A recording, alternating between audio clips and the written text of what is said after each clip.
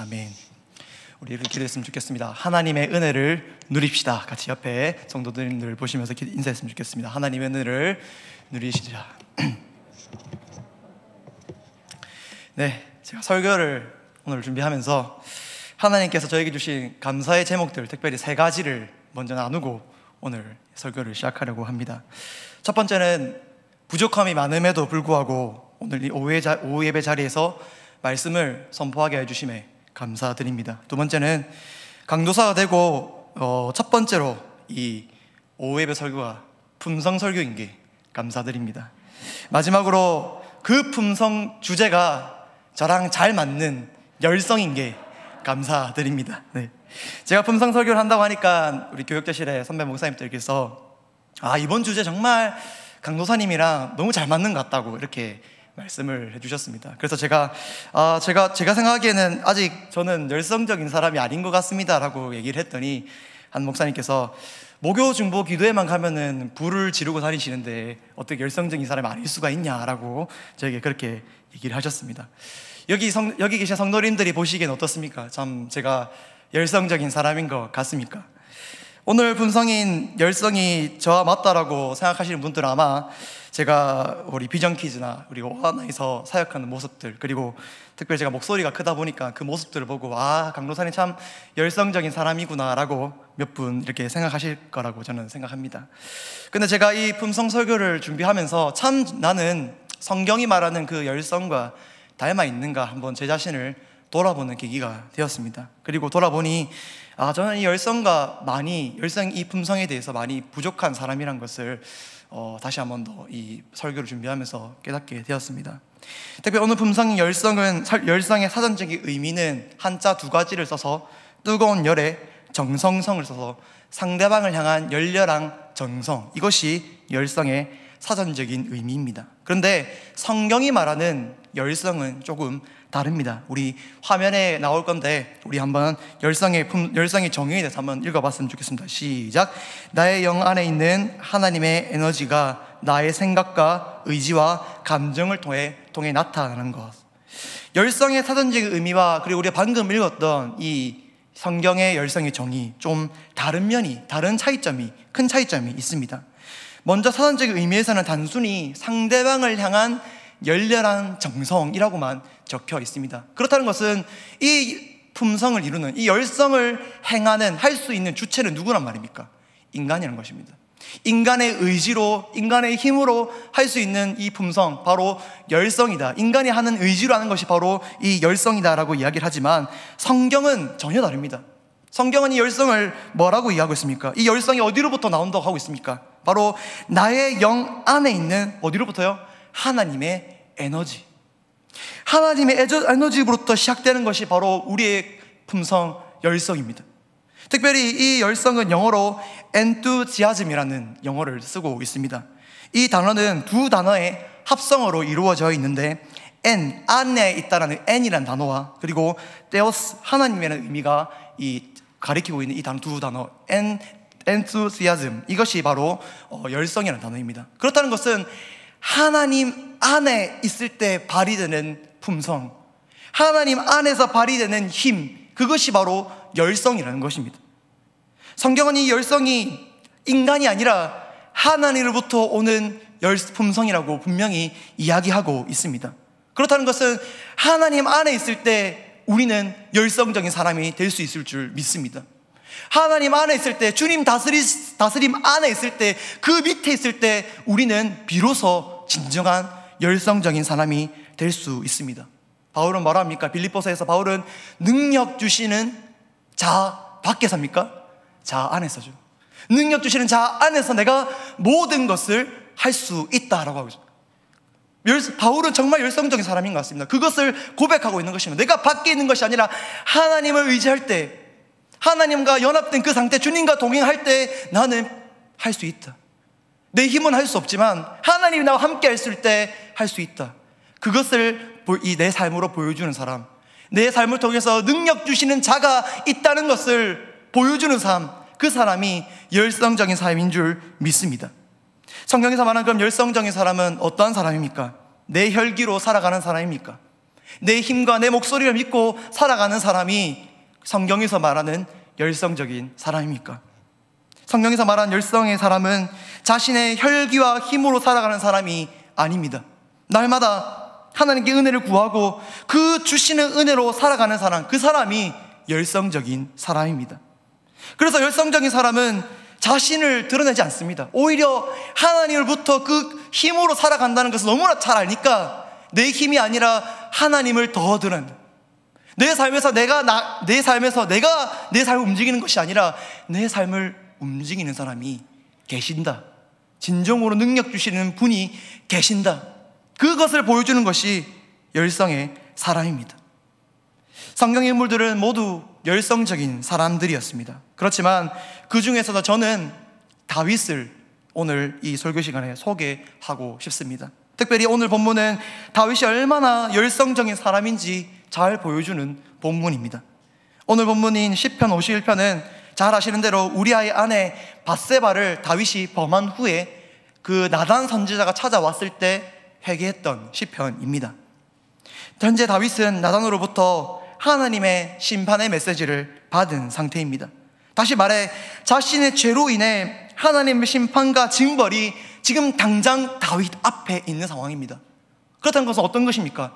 다윗의 목숨이 하나님 앞에 달려있는 상황입니다. 조금만 말만 잘못하면 자신의 죄로 인해서 하나님은 다윗의 목숨을 걷어갈 수 있는 그런 심판의 자리 앞에 있는 상황이, 정말 위태로운 상황, 아슬아슬한 상황이 있는 그 상황이 바로 오늘 본문의 상황입니다.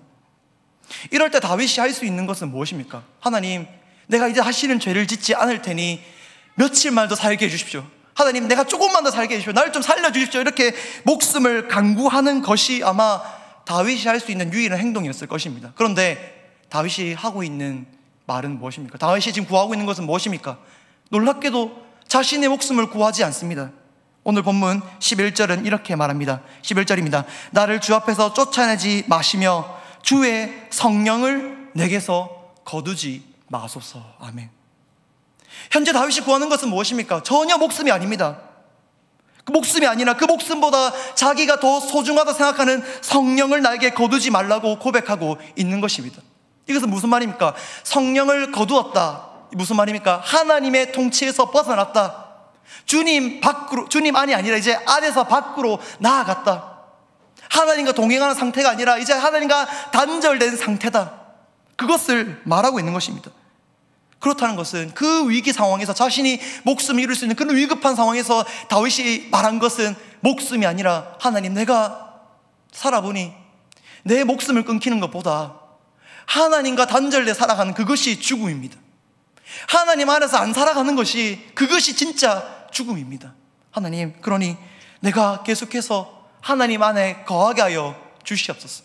하나님, 내가 성령 안에서 거할 수 있도록 내게서 성령을 거두지 말아 주시옵소서. 그렇게 고백하고 있는 것입니다. 다윗은 자신의 힘이 아닌 성령을 통해서 받는 그 은혜와 힘으로 살아가고 있다는 것을 오늘 본문을 통해서 자신이 알고 있다는 것을 우리가 알 수 있습니다. 그렇게 하나님과의 단절이 두려웠고 성령이 거두어지는 것이 매우 힘들었습니다. 자신의 목숨보다 하나님의 은혜를 더 구하는 사람, 이 사람이 바로 열성의 모습이 아닌가 저는 생각이 됩니다. 시편 63편 3절에 보면 이런 말씀이 있습니다. 주의 인자하심이 생명보다 나음으로 내 입술이 주를 찬양할지어다, 찬송할지어다 라고 하고 있습니다. 다윗의 고백입니다. 생명보다 하나님이 주시는 그 은혜가, 하나님이 주시는 그 인자하심이 내게 목숨보다 더 귀합니다. 이것이 다윗이 보여준 열성의 모습입니다. 사랑하는 성도 여러분, 오늘 본문의 다윗의 고백을 통하여 우리 삶을 한번 돌아봤으면 좋겠습니다. 성도는 열성의 사람이 되어야 할 줄 믿습니다. 단 한 명도 빠짐없이 우리 성도들은 열성적인 사람이 되어야 합니다. 왜 그렇습니까? 성도는 전적으로 하나님의 은혜로 살아가는 사람들 아닙니까? 그렇기 때문에, 그것을 너무나 잘 아는 사람들이기 때문에 우리는 열성적인 사람이 될 수밖에 없습니다. 우리의 힘이 아니라 하나님 주신 힘과 은혜로 살아간다고 고백하는 사람, 주님 당신 없이는 나는 살아갈 수 없습니다 라고 기도하며 울부짖는 그 사람이 진짜 참된 성도인 줄, 열성적인 사람인 줄 믿습니다. 그러므로 우리는 본문의 다윗의 고백에 대해서 우리는 비교하면 어떤 모습을 보이고 있는 것 같습니까? 하나님 주시는 은혜와 능력으로 살아간다고 고백하면서 정작 삶에서는 육신의 의미를 더 의지하고 있지는 않습니까? 어떻게 하면 나의 힘을 더 키울지 고민하고 있지는 않습니까? 하나님의 은혜를 받으면서 그 하나님의 영광보다 내 목소리를 더 내세우는 것이, 더 드러내는 것이, 그것을 목적으로 살아가고 있지는 않습니까?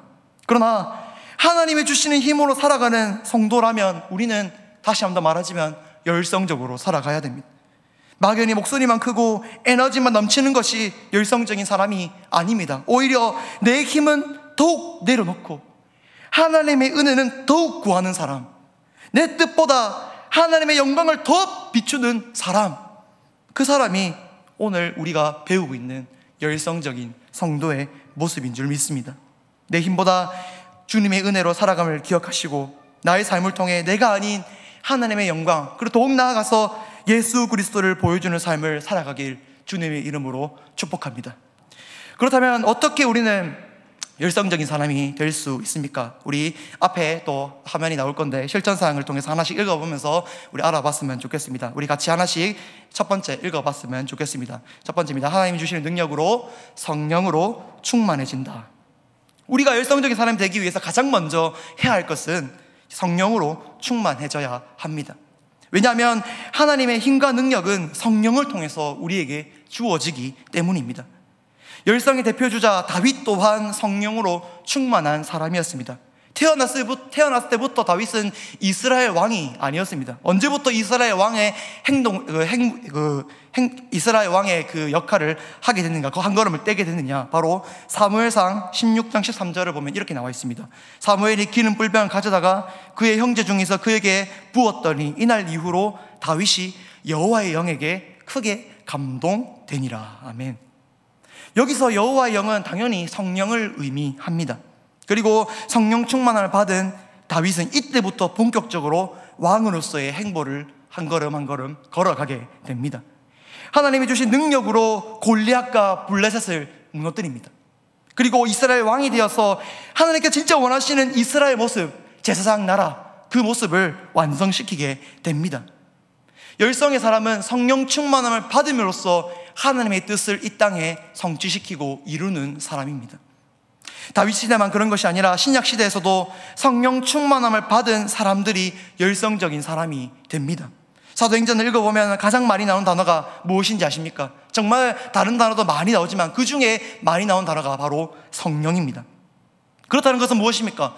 사도행전에 나오고 있는 그 모든 사역들과 모든 역사들은 성령의 역사라는 것을 우리는 사도행전을 읽으면서 알 수 있습니다.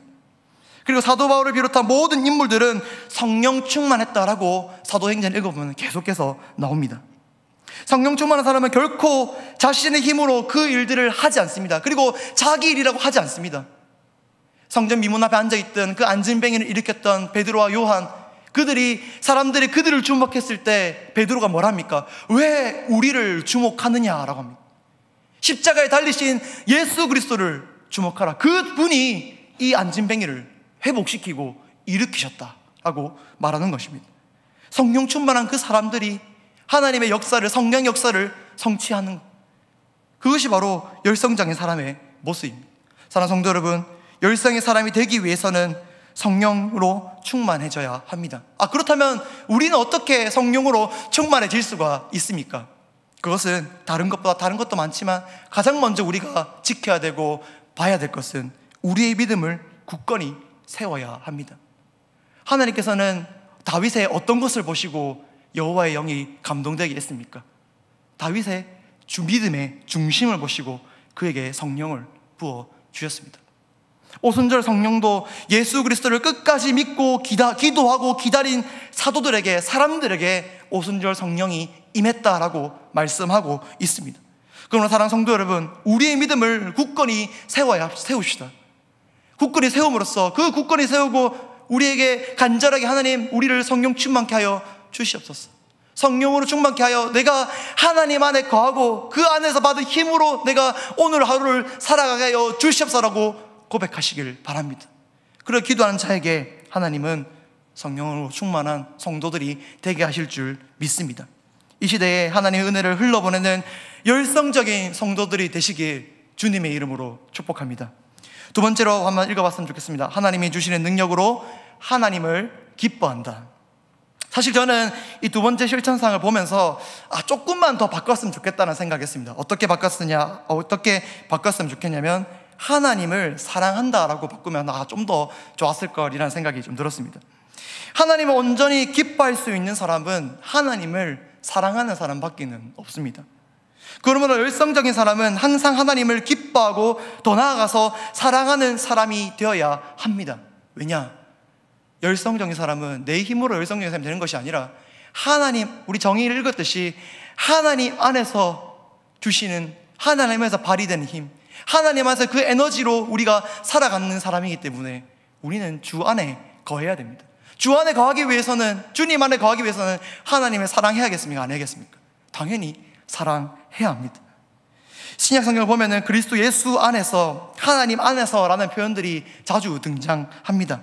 이것은 하나님 안에 있다는 것은 하나님과 연합된 상태, 주님과 동행하고 있는 상태를 의미합니다. 그리고 더 나아가서 하나님과의 관계가 단단하게 맺어져 있고, 그리고 친밀한 관계에 있는 사람, 그 사람이 바로 하나님 안에 있는 사람, 그리스도 예수 안에 있는 사람, 그리고 오늘 우리의 정의 읽었듯이 열성적인 사람인 줄 믿습니다. 열성의 사람 다윗은 하나님을 정말 사랑하고 기뻐한 사람입니다. 무엇보다 하나님 안에 있기를 간절히 소망했던 사람이 다윗이었습니다. 어느 정도였냐면은 다윗이 아시다시피 도망자로 많이 사울에게 쫓겨서 다녔습니다. 정말 죽을 위기와 여러 어려움들이 있었습니다. 그런데 그럴 때마다 참 신기하게도 그 다윗이 한 행동 중에 하나도 빠짐없이 나왔던 행동이 있습니다. 무엇입니까? 하나님께 물었습니다. 그 일라 지역을 주민들을 구하고 나서 그 사울 왕이 쳐들어왔을 때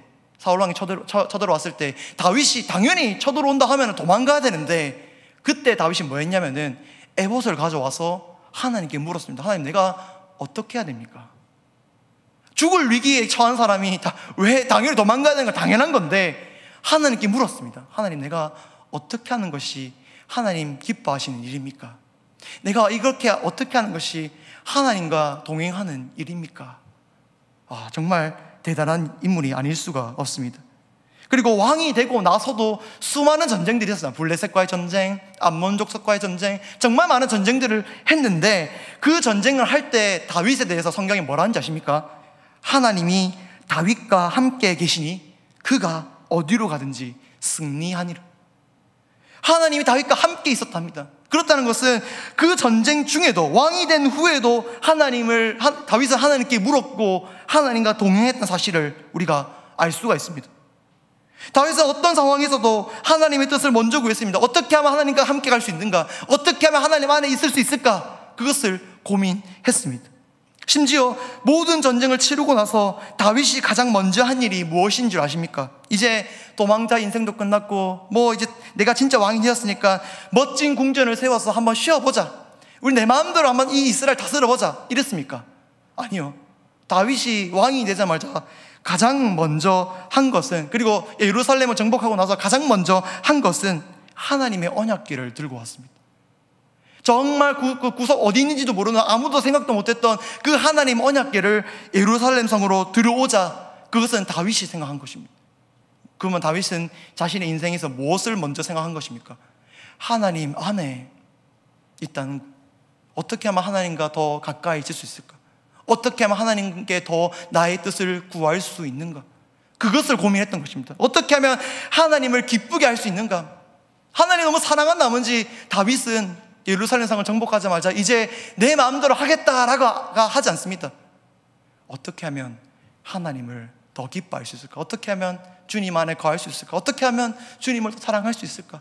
그것을 고민했던 사람이 다윗이었습니다. 다윗은 항상 하나님을 사랑했습니다. 그리고 하나님을 기뻐한 일을 찾았습니다. 그래서 하나님과 동행하기 위해서 어떻게 더 노력해야 될지 고민했던 사람이 다윗이었습니다. 사랑하는 성도 여러분, 이것이 열성적인 사람의 모습입니다. 자신의 위치와 환경이 바뀌어도 항상 하나님을 찾고 기뻐하고 더 나아가서 하나님을 기뻐하시리를 생각하고 행하는 사람, 그 사람이 바로 우리의 오늘 배우고 있는 이 품성, 이 열성적인 사람인 줄 믿습니다. 한 율법교사가 예수님께 이렇게 물어봅니다. 예수님, 우리 삶에서 지켜야 할 가장 큰 계명은 무엇입니까? 우리가 살아가면서 가장 가치 있게 살아가기 위해서 지켜야 할 첫 번째 계명, 그것이 무엇이라고 생각하십니까? 예수님은 주저없이 말씀하십니다. 마태복음 22장 37절입니다. 뭐라 합니까? 내 마음을 다하고 목숨을 다하고 뜻을 다하여 주 너의 하나님을 사랑하라. 이것이 가장 크고 첫째 되는 계명인 줄 믿습니다. 열성적인 사람이 되기 원합니까? 주님 안에 거하시길 원하십니까? 하나님을 사랑하시기 바랍니다. 아니, 열성적인 사랑을 그 목표로 두는 것이 아니라 정말 내가 성도로 살아간다면 하나님을 사랑하는, 먼저 사랑하는, 우선순위에 두는 그러한 성도들이 되시길 주님의 이름으로 축복합니다. 세 번째, 네 번째 우리 같이 읽어봤으면 좋겠습니다. 하나님 주시는 능력으로 무관심했던 사람들에게 관심을 보인다. 네 번째입니다. 다른 사람에게 힘을 주는 자가 된다. 앞에서 예수님은 하나님을 사랑하는 것이 가장 첫째 되는 계명이라고 말씀하셨습니다. 그런데 그 다음에 하신 두 번째 계명을 뭐라 하신 줄 아십니까? 내 이웃을 내 몸과 같이 사랑하라. 바로 이웃 사랑을 말씀하셨습니다. 하나님을 사랑하는 사람은 자연스럽게 그 다음에 나오는 사랑이 바로 이웃 사랑입니다. 그렇기에 열성적인 사랑, 즉 하나님을 사랑하고 주님 안에 거하는 사람은 그 사랑을 나만 가지고 있는 것이 아니라 이웃 사랑으로 실천해야 되는 사람인 줄 믿습니다. 그것이 바로 성경이 말하는 열성적인 사랑입니다. 다윗 또한 하나님의 사랑을 이웃 사랑으로 잘 실천하는 사람입니다. 사무엘상 22장을 보시면 사울의 군대를 피해서 다윗이 아둘람이라는 굴에 대피를 합니다. 그런데 여기서 다윗에게 찾아온 사람들이 있다고 본문은 말합니다. 사무엘상 22장 2절입니다. 환난당한 모든 자와 빚진 모든 자와 마음이 원통한 자가 다 그에게 모였고 그는 그들의 우두머리가 되었는데 그와 함께한 자가 400명 가량이었더라. 다윗은 지금 사울에게 쫓기고 있는 상황입니다. 조금만 자신의 그 위치가 발각되거나 소문이 나면은 사울은 그곳으로 가차없이 달려듭니다. 그렇게 잡혀서 죽을 수도 있는 위기의 상황에 지금 처한 상황이 지금 다윗입니다. 그런데 그런 상황 속에서 어떤 사람들이 지금 다윗에게 몰려들었다 하고 있습니까? 환난당한 사람, 빚진 사람, 원통한 사람, 좀 더 이거를 정확하게 번역하면 이런 사람들입니다. 육신과 마음에 질병이 있는 사람, 돈이 없어서 경제적으로 아무 능력이 없는 사람, 억울한 일을 당해서 심각한 낙심에 빠져서 우울증에 빠진 사람, 이런 사람들이 다윗에게 400명이나 몰렸습니다. 다윗 입장에서는 이런 사람들 보면 어떤 마음이 들었습니까? 어떤 마음이 들겠습니까? 이 사람들이 오는 것이 유익입니까? 아니면 실입니까? 당연히 안 좋은 거 아닙니까? 지금 다윗은 소규모 병력으로 움직여야 사람들 눈에도 안 띄고 잘 도망칠 수가 있습니다. 그리고 이 400명이 좀 능력 있거나 힘 있거나 좀 병사로서의 약간 능력 있는 사람인지 모르겠는데 오늘 본문을 보니 마음에도 몸에도 능력도 아무것도 없는 사람들이 이 400명의 사람들이었습니다. 다윗 입장에서는 지금 너무나 위기를 당한 나머지 그들을 물리치고 죄송하지만 당신들을 받아줄 수 없습니다 라고 만류해야 합니다. 그런데 다윗의 행동은 전혀 그렇지 않습니다. 오히려 오늘 사무엘상 22장 2절을 보면 어떻게 한다 했습니까? 그와 함께 우두머리가 되고 그들과 함께 갔다라고 분명히 나와 있습니다. 그들을 오히려 품어주고 그들의 우두머리가 되었다 합니다. 좀 더 정확하게 번역하면 찾아온 모든 사람들, 그 400명 사람들의 대장이 되었습니다. 군대 장관이 되었습니다. 이것은 무엇을 의미합니까? 아무나 그 사람들을 대장으로 두목으로 세우지 않습니다. 우두머리를 세우지 않습니다. 가장 신뢰할 만한 사람, 가장 이 사람이 버팀목이 될 만한 사람, 그 사람들은 대장으로 세우고 우두머리로 세웁니다. 그것을 이 본문에 적용한다면 다윗은 그들에게 어떤 사람이었던 겁니까? 버팀목이었고 위로였고 정말 능력도 없고 힘도 없고 내 삶에 아무 그런 빛이 보이지 않았을 때 한 줄기의 빛처럼 희망처럼 보였던 사람이 바로 다윗이었던 겁니다. 어딜 가든지 다들 만류했습니다. 오지 말라고. 능력도 없으면서 힘도 없으면서 마음도 연약하면서 오지 마, 안 와도 돼. 근데 다윗은 이 사람들을 받아줬습니다. 사랑하는 성도 여러분, 이것이 열성의 사람 다윗의 모습입니다. 하나님의 사랑을 받기만 한 것이 아니라 소외된 자들을 보살폈습니다. 오히려 그 소외된 자들에게 힘이 되었습니다. 다시 일어날 희망이 되어 주었습니다. 찾아온 400명들을 뿌리치지 아니하고 관심을 보이고 힘을 주고 심지어 이들에게 대장이 되어서 어떻게 살아가야 할지 방향을 보여준 사람이 바로 다윗이었습니다. 이것이 바로 성경에서 말하는 열성의 사람인 줄 믿습니다. 우리 옆에 있는 이웃과 지체들에게 힘과 버팀목이 되는 우리 성도들이 되시길 바랍니다. 하나님 주신 사랑과 은혜를 흘려보내고 더 나아가서 삶으로 그리스도의 복을 나타내는 우리 성도들 되시길 주님의 이름으로 축복합니다. 예수님께서도 방황하고 있는, 낙심하고 있는 12제자들, 주님이 죽으신 이후에 어떻게 살아가야 되지? 내가 무엇을 이제 바라보고 나아가야 되지? 그렇게 방황하고 있는 예수님이 부활하시자마자 가셔서 딱 첫 마디가 무엇입니까? 얘들아 잘 지냈니? 안녕? 안부 묻는 것이 아니라 그들의 마음을 보살폈습니다. 너희들에게 평강이 있을지어다. 예수님 먼저 그들에게 버팀목이 되어줬습니다. 먼저 낙심하고 있는 그들에게 위로가 되어 주셨습니다. 열성의 사람이 되고자 하는 우리 성도 여러분, 옆에 있는 지체들에게, 더 나아가서 우리 옆에 이웃들에게 희망이 되어주고 버팀목이 되어주는 열성의 성도들 되시길 주님의 이름으로 축복합니다. 마지막입니다. 우리 마지막 한 번 더 읽어봤으면 좋겠습니다. 하나님이 주시는 능력으로 맡겨진 모든 일을 중요하게 다룬다. 여기서 중요하게 다룬다는 말은 어떤 의미를 받아들입니까? 자기가 맡은 일에 대해서 중요하게 생각하고 한다는 뜻은 그냥 설렁설렁 대충대충 하자는 의미입니까? 중요하게 받았다는 것은 정말 이 일에 대해서 열심을 다해서 최선을 다해서 하는 사람이라고 저는 생각이 듭니다. 왜냐하면 어떻게 근데 열성적인 사람들은 그렇게 열심히 최선을 다해서 할 수 있을까요? 그것은 그 사역을 부르시고 세우신 분이 누구인지 알고 있기 때문입니다. 누굽니까? 바로 하나님께서 이 자리를 세우셨고 이 직분과 이 사역들과 이 섬김들을 맡기셨다는 것을 기억하고 있기 때문입니다. 다윗도 하나님이 자신을 이스라엘 왕으로 부르셨음을 잊지 않았습니다. 아마 자신이 어릴 때 기름 부음 받았을 때부터, 그리고 왕이 되고 나서도 심지어 죽기 전까지 하나님의 부르심을 잊지 않았던 것 같습니다. 그래서 자신에게 맡겨진 이스라엘 왕으로서 내가 어떻게 해야 되지? 그것을 먼저 생각했던 사람이 그 다윗 왕이었습니다. 하나님께서는 이스라엘 왕을 세우면서 여러 가지 일들을 하길 원하셨습니다. 그런데 그 중에서 한 가지 원하셨던 일은 바로 이겁니다. 신명기 20장 16절에서 17절 말씀입니다.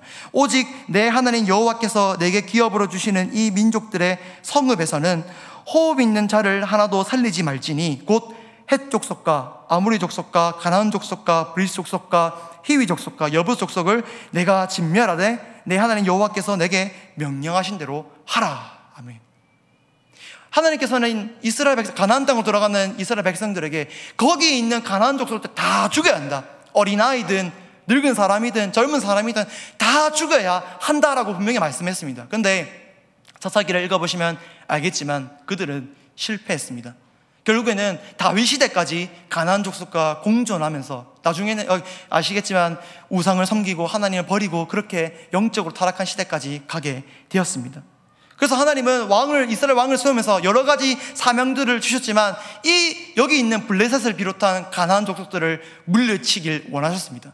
그런데 사울 왕이 실패했습니다. 사울 왕이 처음에는 잘하는가 싶었는데 나중에는 자신이 교만하게 돼서 결국에는 이제 자기가 다윗을 쫓는데 더 힘을 쓰는 왕이 되어버렸습니다. 근데 두 번째 왕 다윗은 달랐습니다. 다윗은 이스라엘 왕이 되자마자 첫 번째 한 일, 아까는 예루살렘 성을 정복하고 나서 첫 번째 한 일이 바로 하나님의 언약궤를 불러오는 거였습니다. 그런데 그 하나님의 언약궤보다 가장 먼저 한 게 바로 예루살렘 성의 정복이었습니다. 아니 뜬금없지 않습니까? 왜 갑자기 다윗은 이스라엘 왕이 되자마자 자신의 권위나 그런 여러 가지 유익들을 누릴 수 있음에도 불구하고 병사들을 이끌고 전쟁이나 뭐 여러 가지 도망이나 뭐 싸움을 하면 이제 질러버렸을 정도로 그런 상황이었을 건데 다윗은 병사들을 조직해서 곧장 예루살렘 시온성으로 달려갑니다. 그래서 예루살렘 성을 정복합니다. 근데 아십니까? 이때 당시 예루살렘 성이 어떤 민족이 다스린 줄 아십니까? 바로 아까 제가 읽었던 그 가나안 족속 중 한 명, 여부스 족속이 이 예루살렘 성을 정복하고 있었습니다. 그렇다는 것은 다윗은 생각한 겁니다. 내가 이스라엘 왕이 되면서 가장 먼저 해야 할 일이 뭘까? 아마 이 신명기 말씀을, 아마 이 하나님 말씀을 기억했을 거라 저는 생각합니다. 이스라엘 왕으로서 요 안에 있는 블레셋을 비롯한 가나안 족속을 내가 물리쳐야겠다. 그래서 왕으로서 가장 첫 번째 한 일은 그들을 몰아내고 가나안 족속을 진멸하는 것이었습니다. 그것을 시작했습니다. 이 왕의 자리는 내가 아닌 하나님께서 주신 것이기에 그렇게 하나님의 뜻을 이루려고 하나님이 원하시는 방향으로 섬겨야 한다. 그 중심을 가진 사람이 다윗이었습니다. 그래서 이스라엘 왕이 되자마자 가나안 민족들을 공격한 것입니다. 그리고 가나안 민족을 공격하고 그냥 한 번만 공격한 것이 아니라 수없이 공격해서 암몬 족속, 모압 족속 다 불러내서 결국에는 하나님께서 원하시는 이스라엘 왕국을 만들었습니다. 자신을 이 자리로 부르시고 세우신 하나님을 기억한 사람, 그리고 그 하나님을 기억하고 내가 어떻게 하면 하나님께서 나를 세우셨는데 어떻게 하면 이 자리를 잘 섬길까, 잘 헌신할까, 잘 이 왕으로서 역할을 다할까 고민했던 사람이 바로 다윗입니다. 이 사람이 성경에서는 오늘 열성의 사람이다 라고 말하고 있습니다. 그런 사랑하는 성도 여러분, 우리가 맡은 직분과 사역에 대해서 어떻게 생각하고 있습니까? 혹은 우리가 너무 오랫동안 신앙생활 하다 보면은 이 직분과 이 섬김과 이 헌신이 너무 오래돼가지고 그냥 내가 하고 있다, 내 의지로 끝까지 붙잡고 있다라고 생각할 수가 있습니다. 그런데 우리가 이 시간 다시 한번 생각해 봤으면 좋겠습니다. 우리의 직분 주신 이가 누굽니까? 우리를 이 섬김의 자리에, 이 헌신의 자리에 부르시고 세우시고 계속해서 그 자리에 두시는 분은 누구십니까? 하나님이십니다. 다윗은 이스라엘 왕이 되어서 기억했습니다. 나를 세우신 분은 누군가? 바로 하나님이시다. 그래서 솔로몬이 왕이 되면서 다윗이 죽기 전에 정말 수많은 말들을 하고 싶었을 건데 맨 첫 마디가 뭔지 아십니까? 너 좌우로 우로 치우치지 말고 오직 여호와의 율법만을 지켜 행하라. 그러면은 네 왕위가 끊어지지 않을 것이다. 그렇게 말을 합니다. 다윗은 알았던 겁니다. 아, 하나님이 나를 세우셨구나. 하나님 말씀대로 나를 세우셨고 그 말씀대로 가니까 하나님 나에게 힘을 주시고 하나님이 나에게 에너지를 주셔서 내가 열성의 사람이 돼서 하나님의 뜻을 이루는 사람이 됐구나. 죽기 전에도 솔로몬이 얘기하면 너도 이렇게 해라. 하나님이 너를 세우셨다. 네가 아니야. 네가 내 아들이라 된 거 아니다. 하나님이 너를 이미 예정하셨고 세우셨기 때문에 네가 하나님 그 기뻐하신 일이 무엇인지 왕으로서 한번 생각해봐라. 그것은 바로 여호와의 율법을 좌우로나 우로나 치우치지 않고 지키는 것이다. 사랑하는 성도 여러분, 열성의 사람은 자신이 맡은 직분을 세운 분을 기억하고 그분이 주신 사명을 끝까지 책임 있게 최선을 다해 열정을 다해 섬기는 사람인 줄 믿습니다. 그런 섬김을 통하여, 그런 헌신을 통하여, 또 나아서 그런 직분을 통하여서 하나님은 자신이 계획하신 그 모든 일들을 열성의 사람들을 통해서 이루어 주실 줄 믿습니다. 열성의 사람이 가득한 우리 창원세강교회를 통해서 주님의 역사가, 주님의 복음의 길이 열리게 될 줄 믿습니다. 열성의 성도들이 되는 창원세강교회가 되길 주님의 이름으로 축복합니다. 말씀 맺도록 하겠습니다. 우리 열성의 사람 다윗을 통해 성경에서 말하는 열성이 무엇인지 배웠습니다. 열성은 무엇입니까? 우리 정의 한 번 더 보여주시면 좋겠습니다. 열성의 정의 한 번 더 같이 읽어봤으면 좋겠습니다. 시작. 나의 영 안에 있는 하나님의 에너지가 나의 생각과 의지와 감정을 통해 나타나는 것. 내 힘이 아닌 하나님의 힘으로 살아가는 사람, 주님이 은혜 주시고 내게 능력 주시는 자가 있다는 것을 삶을 통해서 보여주는 사람, 그 사람이 바로 열성의 사람입니다. 다윗은 자신의 삶을 통해서, 왕의 삶을 통해서 내 권위가 이 정도 된다라고 말하지 않습니다. 내 자신의 권위와 자신의 사역을 통해서 하나님이 이스라엘을 다스리고 계신다, 진중으로 보여준 왕이 바로 다윗이었습니다. 이러한 열성의 사람이 되기 위해서 우리는 5가지를 실천을 해야 한다고 말했습니다. 우리 5가지 한번 읽어봤으면 좋겠습니다. 하나님이 주시는 능력으로, 첫 번째입니다. 성령으로 충만해진다. 하나님을 기뻐한다. 무관심했던 사람들에게 관심을 보인다. 다른 사람에게 힘을 주는 자가 된다. 맡겨진 모든 일을 중요하게 다룬다. 아멘. 날마다 하나님 주시는 능력으로 살아가는 그런 열성적인 성도가 되는 우리들 되시길 주님의 이름으로 축복합니다. 기도하겠습니다. 하나님 감사합니다. 부족한 종을 세우시고 성경에서 말하는 그 열성의 사람이 어떤 사람인지 다윗을 통하여서, 오늘 말씀을 통해서 알게 해주심에 주님 감사드립니다. 주님, 먼저 고백할 것은 하나님의 은혜 없이는 살아갈 수 없는 자가 바로 우리들입니다. 정말 주님의 인도하심 없이는, 주님의 보호하심 없으면은 우리가 단 하루도, 한 시간도, 1분 1초도 살아갈 수 없는 존재임을 믿습니다. 주님, 늘 주님 은혜 안에 거하는 우리들이 되게 하여 주시옵소서. 오늘 교회 때만, 교회에 있을 때만, 예배 드릴 때만 하나님 안에 거하는 우리 성도들이 아니라 살아가면서 환난이나 역경이나 기쁜 일이나 좋은 일이나 어떤 항상 가운데 있다 하더라도 다윗처럼 하나님 안에 있기를 기뻐하는 자들, 하나님의 사랑을 잃지 않는 사람들, 그리고 이웃사랑을 실천하는 우리 성도들 되게 하여 주시옵소서. 우리 하나님 사랑과 이웃사랑을 실천함으로써 우리의 뜻이 아닌 주님의 뜻이 이루어지길 간절히 바랍니다. 예수 그리스도의 십자가의 복음이 널리 퍼져지길 원합니다. 아버지 하나님, 능력 주시는 자 안에서 모든 걸 다 할 수 있다는 그 바울의 고백처럼 우리의 삶을 통해 우리의 삶에는 내가 아니라 능력 주시고 힘을 주시는 하나님이 계시다는 것을 보여주는 우리 성도들의 삶, 열성의 삶 되게 하여 주시옵소서. 감사합니다. 예수 그리스도 이름으로 기도드립니다. 아멘.